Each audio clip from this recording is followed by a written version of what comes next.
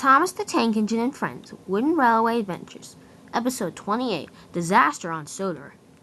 It was a very nice day on the island of Sodor, but all the engines didn't know that would become one of the worst days on the history of Sodor. All the engines thought it was a wonderful day. The sun was shining, and all the engines were very happy. They thought it was going to be the best day the Sodor had ever seen, but it wasn't. Unfortunately, it all started out with Peter, Sam, and Duncan. Peter and Sam had forgotten the right way to go to get to the station, so he was thinking about it at the point. Meanwhile, however, Duncan came through the tunnel, and he couldn't see Peter Sam up the hill. He came up it, and he accidentally ran into him. "Oh," said Duncan. "I'm sorry, Peter Sam. I didn't mean to." But Peter Sam couldn't answer. He went zooming around the bend. "Whoa," he said. He was going so fast that he accidentally fell off the track and crashed into the house below. Luckily, no one was in it at the time. But that wasn't it. Peter Sam, however, had hit the construction foundation so hard that it knocked Boulder off the top. It crashed down to Peter Sam. "Ouch," he said, but that wasn't all. Boulder continued on, and it rolled off the tracks. It was heading for one of the foundations on a bridge. It came zooming around, and it crashed into one. Suddenly, the track gave away. It was all very sudden, and so Henry, who was sitting in the tunnel at the time, came out, and he crashed off the track. "Oh no," he said. "Help, help!" But no one came to his aid. Next in line, however, was Bill and Ben. They were racing around the city, and they were having a really great time. Bill came through a tunnel, and he saw something. He saw two signs that said danger and stop. However, then, he saw the track Henry had just been on and realized that it was broken. "If I want to win the race," he said, "I'll have to go on this track right here. I hope they're not doing any sort of work up there." And Bill continued on. Unfortunately, however, he was going so fast that he knocked the signs off the track. "Oh well," said Bill, "here goes nothing." He zoomed up the hill, but unfortunately they were doing work up there. Bill couldn't stop in time, and he crashed into Rocky's crane. Rocky was set off balance. "Oh," he said, and he crashed down into the track below. "Help, help," he said. Arthur could see this. "I'm coming to get help," he said. But he accidentally went too far back, and he crashed off the track, just like Henry. "Oh no," he said. "Poor Henry, this day will live in history," and it was. Meanwhile, Stepney was on the turntable. He was turning to go on a line. He came over the turntable, and then saw Rocky blocked his path. "Oh well," said Stepney, "I have to go back onto the turntable and go the other way." He was sitting on the turntable, ready to head down the track, when Spencer, the sleek, shiny engine, came over the big bridge. He couldn't stop, and he crashed into Stepney. "Oh," said Stepney. "That was a hard hit," and he zoomed around the corner. Unfortunately, the jolt had been so drastic that it had knocked Spencer's tender up over the turntable, and it was very disastrous. Luckily, the Duke and Duchess weren't on board at the time. Stepney zoomed around the corner, and he went up Gordon's hill. "I hope nobody's up here," he said. But just then there was Bill. "Watch out," he said, and he banged into Bill.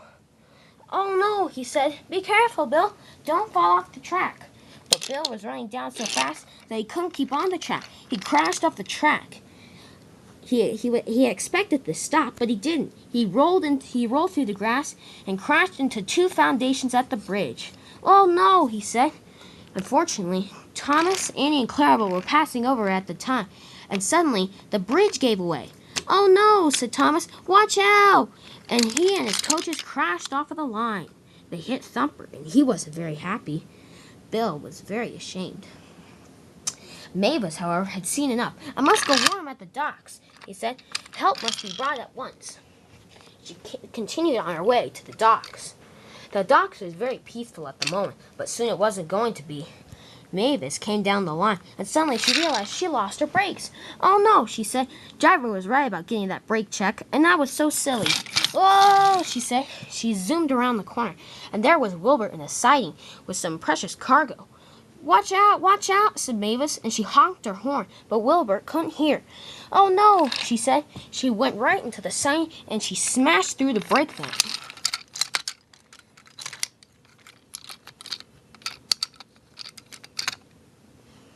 It was a terrible crash, and Wilbur was knocked off the track.